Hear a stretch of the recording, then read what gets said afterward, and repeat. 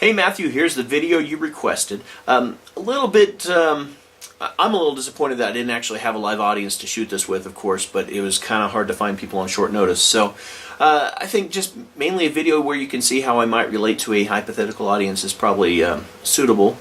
In any event, one of my favorite things to do is have people sign something, a playing card, a bill, use somebody's personal effect like a piece of jewelry or something like that instead, and make it appear someplace completely impossible. So that's a little bit what this trick is all about.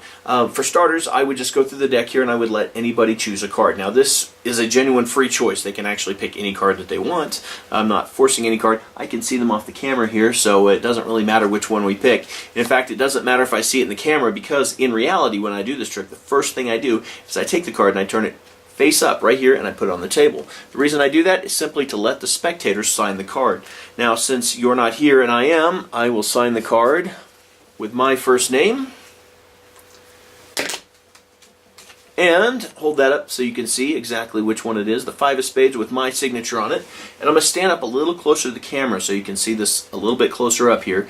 And we're just going to take that signed card now. We're going to do something completely different and unique with it. Naturally, I'm not going to try and figure out which card you chose. That would be kind of silly at this point. But I'm just going to take that card and we're going to take it from the top of the deck here. I'm going to turn it face down. We're going to put it into the middle of the pack. Now watch it like a hawk. It goes right into, or as close as you can, if I can keep it in camera frame there. There you go. It goes right into the middle of the pack, and I square up the pack. Okay, just like so, all edges squared up. Now, I don't know if I told you this or not, but at some point we're going to make that card jump back to the top. But I want to make sure you don't think I just left it on top of the deck.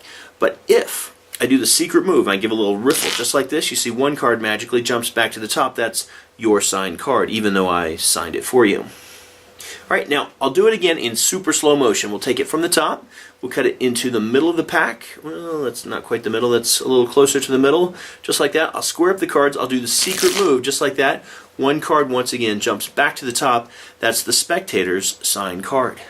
Now at this point, I always take the deck of cards, the signed card rather, and I put it back on the table. I let them examine the card, make sure that it's still the exact same card that they just signed. Now at this point, all I do is I take the card. Again, sorry I don't have a cameraman here for this.